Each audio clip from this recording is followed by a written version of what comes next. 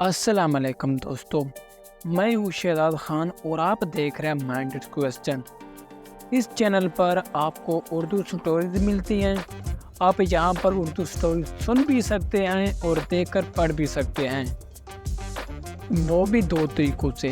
تو سوچ کے آ رہے ہیں، ویڈیو کو لائک کر دیجئے، دوستوں کے ساتھ شیئر کر لیجئے اور چینل کو سبسکرائب کرنا مت بھولیے گا۔ تو آج ہماری کہانی کا ٹائٹل ہے ہوشیار بادشاہ۔ بہت مدت پہلے دور دراز کے ایک ملک میں یہ قانون تھا کہ اس ملک کے لوگ ہر سال اپنا بادشاہ تبدیل کرتے تھے۔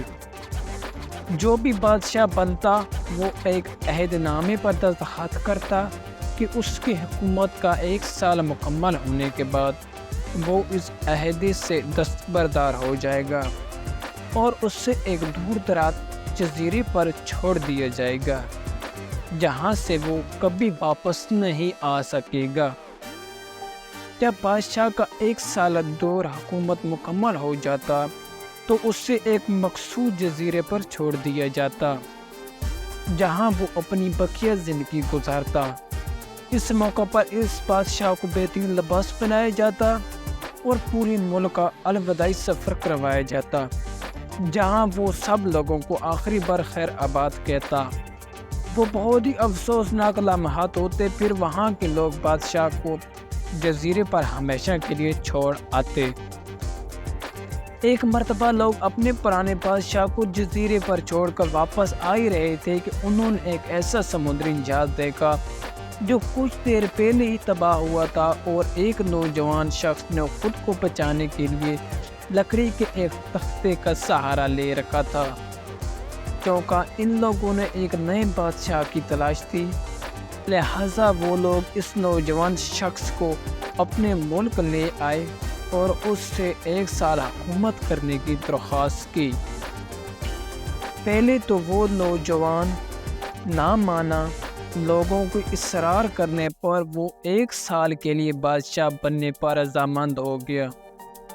وہاں کے لوگوں نے اسے بادشاہت کے تمام اصول سمجھا دیے اور یہ بھی بتایا کہ 1 سال کے بعد وہ اس سے ایک مخصوص جزیرے پر چھوڑ کر آئیں گے۔ بادشاہت کے تیسرے دن ہی اس نوجوان بادشاہ نے اپنے وزیر سے کہا، مجھے وہ جگہ دکھائی جائے جہاں گزشتہ تمام بادشاہوں کو بھیجا گیا۔ بادشاہوں کی خواہش کا احترام کرتے ہوئے وہ جزیرہ دکھانے کا اہتمام کیا گیا۔ جزیرہ مکمل طور پر ایک جنگل تھا اور جنگلی جانوروں سے بھرا ہوا تھا۔ بادشاہ جزیرہ جائزہ لینے کے لیے تھوڑا سا اندر گیا اور وہاں پچھلے تمام بادشاہوں کے ڈھانچے پر نظر آئے۔ وہ سمجھ گیا بہت جلد اس کا بھی یہی حال ہوگا اور جنگلی جانور اس کو چیر پھاڑ کر کھا جائیں گے۔ ملک واپس پہنچ کر بادشاہ نے مزدوروں کو اکٹھا کیا، ان سب کو جزیرے پر لے گیا اور حکم دیا کہ اس جنگل کو 1 ماہ میں مکمل طور پر صاف کر دیا جائے، تمام خطرناک جانوروں کو مار دیا جائے اور سب فالتو درخت کاٹ دیے جائیں۔ وہ ہر ماہ خود جزیرے کا دورہ کرتا اور کام کی نگرانی بھی کرتا۔ تمام خطرناک جانوروں کو مار دیا گیا اور سب فالتو درختوں کو بھی کاٹ دیا۔ اب بادشاہ نے مزدوروں کو حکم دیا کہ جزیرے پر مختلف مقامات پر خوبصورت باغات تعمیر کیے جائیں۔ وہ اپنے ساتھ مختلف پالتو جانور بھی جزیرے پر منتقل کرتا گیا۔ اس کے بعد بادشاہ نے حکم دیا کہ جزیرے پر ایک شاندار گھر تعمیر کیا جائے۔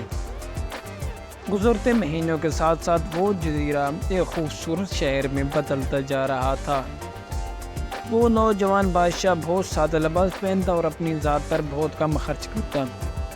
بالآخر بادشاہت کا 1 سال مکمل ہو گیا۔ حسب روایت وہاں کے لوگوں نے اپنے بادشاہ کو شاندار لباس پہنایا اور ہاتھی پر بٹھایا تاکہ رعایا کو خیر آباد کہہ سکے۔ بادشاہ اپنی الوداعی تقریر پر بہت خوش تھے۔ لوگوں نے پوچھا، اس موقع پر تمام بادشاہ ہوتے تھے لیکن آپ ہنس رہے ہیں، اب اس قدر خوش ہونے کی کیا وجہ ہے؟ اس نوجوان بادشاہ نے جواب دیا، جس وقت تمام بادشاہ محل کی رنگینیوں میں کھوئے ہوئے تھے، میں اس وقت اپنے مستقبل کے بارے میں سوچتا تھا اور اس کے لیے لایا مکمل تیار کرتا تھا۔